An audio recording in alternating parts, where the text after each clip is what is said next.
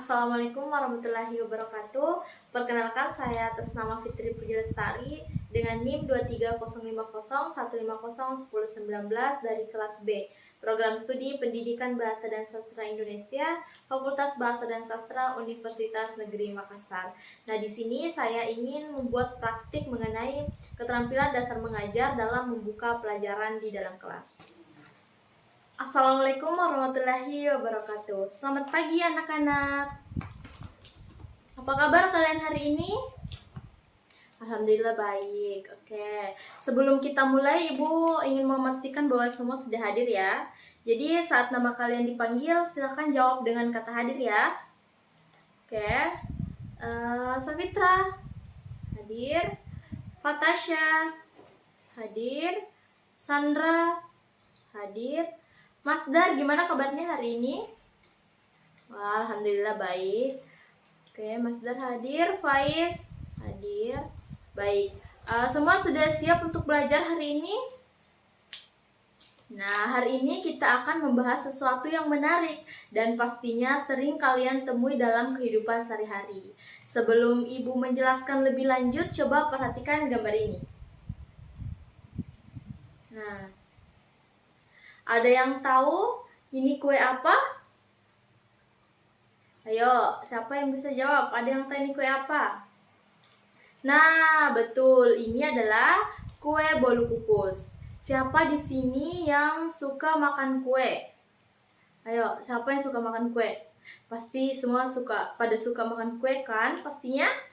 Oke. Nah, kalau kalian ingin membuat kue seperti ini di rumah, biasanya apa yang harus kalian lakukan terlebih dahulu? Ayo, siapa yang mau jawab? Oke, Sandra, apa?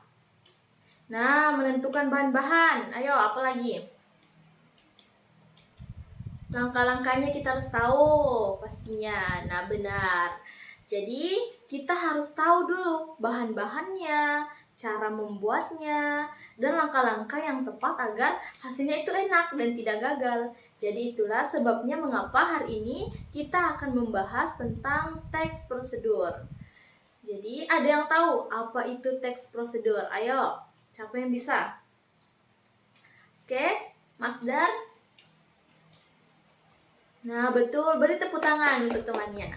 Betul yang dikatakan oleh temannya tadi, bahwasannya teks prosedur adalah langkah-langkah. Teks prosedur adalah teks yang berisi langkah-langkah atau tahapan yang harus dilakukan untuk mencapai suatu tujuan. Dalam kehidupan sehari-hari, kita sering menemui yang namanya teks prosedur, seperti dalam resep makanan, cara menggunakan sesuatu, biasanya terdapat langkah-langkah di dalamnya. Nah, oke, selanjutnya ada yang tahu apa ciri-ciri dari teks prosedur? Yang pertama pastinya memiliki tujuan yang jelas. Misalnya, cara membuat bolu kukus yang lezat. Jadi, tujuannya itu kita mau buat kue bolu kukus yang lezat. Nah, yang kedua, menggunakan kalimat perintah atau saran. Contohnya, kocok telur hingga mengembang, atau sebaiknya gunakan tepung terigu protein sedang. Nah, itu berupa perintah atau saran. Terus yang ketiga, langkah-langkahnya harus berurutan. Kalau tidak berurutan, hasilnya bisa-bisa gagal, kayak campur aduk. Nah, terus yang keempat, menggunakan kata kerja imperatif, konjungsi temporal, dan keterangan cara. Kata kerja imperatif itu contohnya aduk atau aduk terigu tersebut, aduk adonan tersebut. Nah, konjungsi temporal misalnya pertama-tama tuang air ke dalam baskom. Selanjutnya masukkan ini. Nah, terus ada keterangan cara. Keterangan cara itu seperti aduk bahan dengan merata. Nah, agar kalian memahami teks prosedur, Ibu akan memberikan contoh dari teks prosedur cara membuat kue bolu kukus. Oke. Nah, yang pertama harus diperhatikan yaitu kita harus mengetahui tujuannya terlebih dahulu, yaitu membuat kue bolu kukus yang lembut dan mengembang sempurna. Nah, kalau kita sudah tahu tujuannya, yang harus dilakukan adalah menentukan atau mengetahui bahan-bahannya. Contohnya, misalkan 250 gram tepung terigu, sediakan 200 gram gula pasir, 4 butir telur, dan lain-lain sebagainya. Nah, kalau sudah diketahui bahan-bahannya, kita melangkah ke langkah-langkahnya. Nah, misalnya siapkan semua bahan yang dibutuhkan. Nah, bahan-bahannya tadi sudah disebutkan.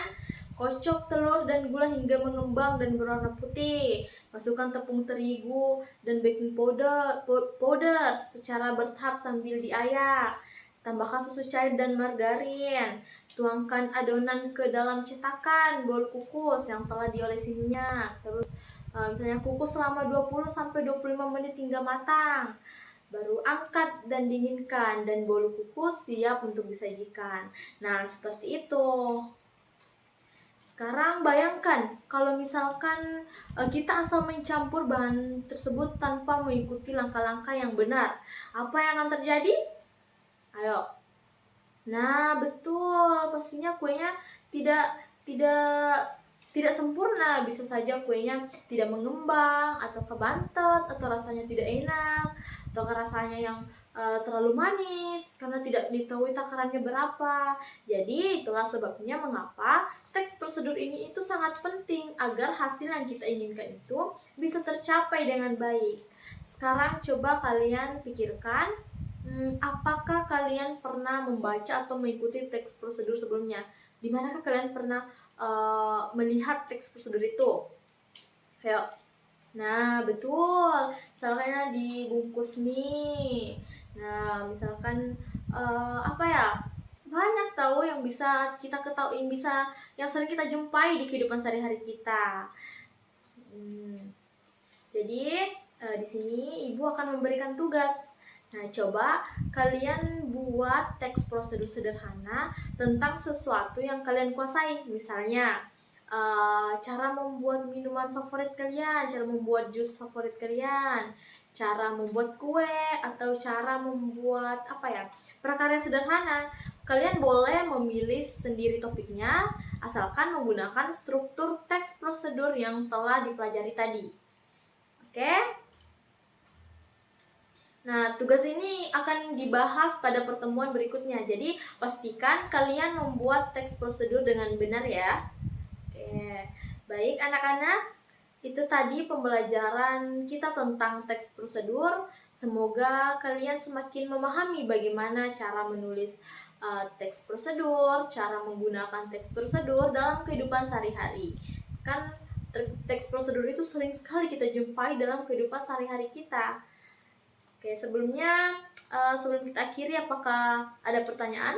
Ada yang ingin ditanyakan? Baik, jika tidak ada, kita ucapkan cukup sampai di sini. Terima kasih atas perhatiannya. Sampai jumpa di pertemuan selanjutnya. Wassalamualaikum warahmatullahi wabarakatuh.